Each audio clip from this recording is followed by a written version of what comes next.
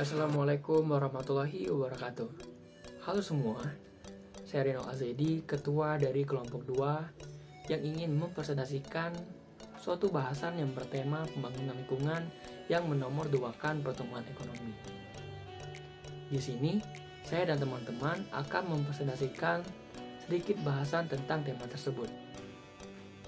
Kami mengambil pembangunan berkelanjutan sebagai pembangunan yang ramah lingkungan untuk lingkungan dan bersifat berkelanjutan yang akan membawa dampak yang positif terhadap masyarakat. Baiklah, penjelasan selanjutnya akan dijelaskan oleh teman-teman saya. Pelestarian lingkungan ditegaskan pada pasal 1 Butir 3 Undang-Undang PPLH, menyatakan bahwa pembangunan berkelanjutan adalah upaya sadar dan terencana yang memadukan aspek lingkungan hidup, sosial, dan ekonomi ke dalam aspek pembangunan untuk menjamin keutuhan lingkungan hidup serta keselamatan, kemampuan kesejahteraan, dan mutu hidup generasi masa kini dan masa mendatang. Menurut Koesnadi Harjo Sumantri, pembangunan yang berkelanjutan ialah pembangunan yang dilakukan untuk memenuhi kebutuhan sekarang dan tidak boleh mengurangi kemampuan generasi masa mendatang untuk memenuhi kebutuhan sendiri. Adapun ciri-ciri pembangunan yang berkelanjutan ialah sebagai berikut. Yang pertama, memberikan kemungkinan kepada kelangsungan hidup dengan jalan melestarikan fungsi dan kemampuan ekosistem yang mendukungnya baik secara langsung maupun tidak langsung. Yang kedua, memanfaatkan sumber daya alam dan teknologi pengelolaan yang mampu menghasilkan secara lestari. Yang ketiga, memberikan kesempatan kepada sektor atau kegiatan lainnya untuk berkembang secara bersama-sama, baik dalam kurun waktu yang sama maupun kurun waktu yang berbeda secara terus-menerus. Yang keempat, meningkatkan dan melestarikan kemampuan dari fungsi ekosistem untuk memasok sumber alam dan melindungi serta mendukung peri kehidupan secara terus-menerus. Dan yang terakhir, yang kelima, menggunakan prosedur dan tata cara yang memperhatikan kelestariannya dan fungsi kemampuan ekosistem untuk mendukung peri kehidupan baik masa kini maupun masa yang akan datang. Oleh karenanya, kepentingan pembangunan haruslah juga mementingkan kelestarian lingkungan hidup dengan memberikan jaminan terhadap kelangsungan ekosistem, pemanfaatan sumber daya alam dengan mengedepankan kelestarian serta memperhatikan prosedur yang sesuai dengan peraturan perundang-undangan guna mendukung kelestarian ekosistem ke depan, bahwa tanpa didasari hal tersebut dampak kerusakan akan timbul terhadap kesehatan, kemudian menurunnya nilai estetika dan kerugian ekonomi, serta akan terganggunya sistem alami. Guna mendukung hal tersebut, maka diperlukan juga adanya instrumen-instrumen pencegahan pencemaran dan kerusakan lingkungan hidup yang pada dasarnya adalah juga sebagai instrumen pengelolaan lingkungan hidup. Di dalam pasal 14 Undang-Undang PPLH atau Perlindungan dan Pengelolaan Lingkungan Hidup menyebutkan instrumen-instrumen tersebut. Di antaranya, yang pertama ada Kajian Lingkungan Hidup Strategis atau KLHS, yang kedua ada Tata Ruang, yang ketiga ada Baku Mutu Lingkungan Hidup, yang keempat ada Kriteria Baku Kerusakan Lingkungan Hidup, yang kelima ada AMDAL, keenam ada UKL-UPL atau Upaya Pengelolaan Lingkungan dan Upaya Pemantauan Lingkungan.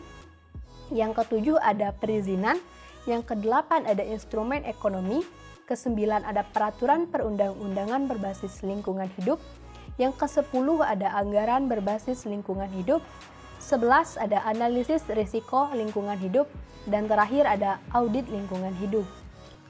Dalam upaya pelestarian dan pengelolaan lingkungan hidup bukan saja menjadi tanggung jawab negara, akan tetapi peran serta masyarakat penting keberadaannya guna mengontrol pengelolaan lingkungan agar dilaksanakan dengan baik. Peran serta masyarakat ditegaskan dalam pasal 70 ayat 1 dan 2 Undang-Undang Perlindungan dan Pengelolaan Lingkungan Hidup menyatakan ayat pertama yaitu masyarakat memiliki hak dan kesempatan yang sama dan seluas-luasnya untuk berperan aktif dalam perlindungan perlindungan dan pengelolaan lingkungan hidup. Yang kedua, peran masyarakat dapat berupa yang pertama yaitu pengawasan sosial, yang kedua yaitu pemberian saran, pendapat, usul, keberatan, pengaduan, dan yang ketiga yaitu penyampaian informasi atau laporan. Oleh karenanya, setiap pembangunan hendak memperhatikan kelestarian dan keseimbangan lingkungan hidup dengan konsep pembangunan berkelanjutan yang berwawasan lingkungan.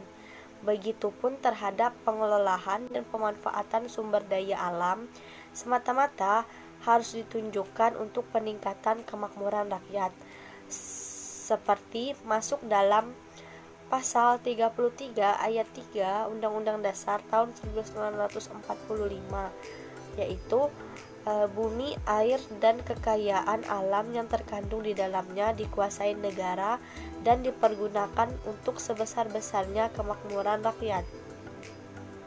Konsep tentang perlunya faktor ekonomi, khususnya faktor sosial dan lingkungan dalam pembangunan baru dianggap penting untuk diperhatikan setelah konsep pembangunan berkelanjutan atau sustainable development ramai menjadi wacana global sebagai antitesis dari konsep pembangunan ekonomi yang menilai pembangunan dari pertumbuhan ekonomi semata, yang menimbulkan berbagai masalah keadilan sosial dan bencana lingkungan.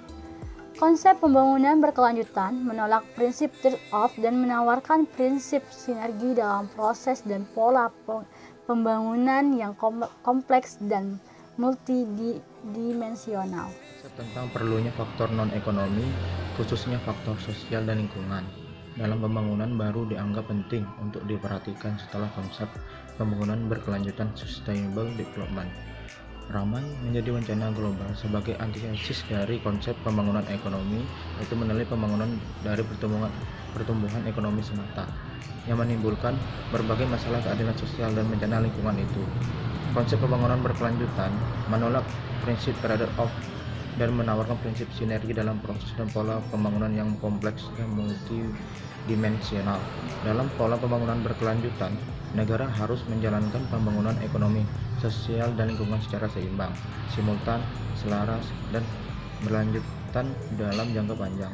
Tidak ada trade-off atau pembangunan ekonomi dengan kelestarian lingkungan ataupun dengan keadilan sosial. Semuanya merupakan unsur dan faktor yang penting dan perlu dalam pembangunan. Meskipun masing-masing unsur ekonomi, sosial, dan lingkungan mempunyai fungsi dan kontribusi yang berbeda-beda, tapi karena sama-sama diperlukan untuk mencapai tujuan bersama, maka perlu adanya sinergi dari ketiga unsur tersebut sehingga bisa terjadinya proses pembangunan yang bersifat saling mengisi dan saling menunjang, bukan berkompetensi untuk saling meniadakan fungsi dan masing-masing unsurnya. Sinergi merupakan bentuk dari proses atau interaksi beberapa pihak untuk bekerja sama secara produktif dan membangun kemitraan yang harmonis untuk menghasilkan suatu karya pembangunan yang optimum dan bermanfaat bagi publik. Karena itu, sejak awal tahun 2000, Indonesia menerapkan prinsip sinergi itu dengan mengadopsi Millennium Development Goals atau sering disebut dengan MDGs sebagai prinsip pembangunan berkelanjutan yang menjadi bagian dari tujuan pembangunan nasional. Kemudian, prinsip dan pola pembangunan tersebut ditingkatkan menjadi Sustainable Development Goals atau disebut dengan SDGs sebagai agenda pembangunan global untuk mencapai tujuan pembangunan berkelanjutan. Pada tahun 2030 yang telah masuk dalam Rencana Pembangunan Jangka Menengah Nasional atau disebut dengan RPJMN, Indonesia periode tahun 2015 sampai 2019. Menurut Kusnet dalam kutipan Todaro 2003, pertumbuhan ekonomi adalah kenaikan kapasitas dalam jangka panjang dari negara bersangkutan dalam memenuhi berbagai barang ekonomi penduduknya. Kenaikan ini ditentukan oleh kemajuan atau penyesuaian teknologi, institusional, dan ideologis terkait dengan keadaan yang ada. Kusnet sangat menekankan pada perubahan dan inovasi teknologi sebagai cara menyesuaikan pertumbuhan produktivitas terkait dengan redistribusi tenaga kerja dari sektor yang kurang produktif yakni petani ke sektor yang lebih produktif yakni industri manufaktur. Jika dikaitkan melalui teori tersebut, maka dapat kita simpulkan bahwa suatu pembangunan lingkungan yang menomorduakan pertumbuhan ekonomi adalah suatu pembangunan yang tidak memprioritaskan pembangunannya kepada perubahan dan inovasi teknologi, di mana perubahan inovasi dan teknologi tersebut dapat membawa kepada pertumbuhan produktivitas yang tentunya dapat mendorong pertumbuhan perekonomian. Pembangunan tersebut lebih berfokus terhadap dampak lingkungan daripada dampak pertumbuhan perekonomian. Contoh dari pembangunan lingkungan yang menomorduakan pertumbuhan perekonomian adalah pembuatan taman kota yang prioritas utamanya adalah untuk memberikan kesejukan serta meningkatkan kadar oksigen serta menyerap polusi yang dihasilkan oleh kendaraan yang ada di kota.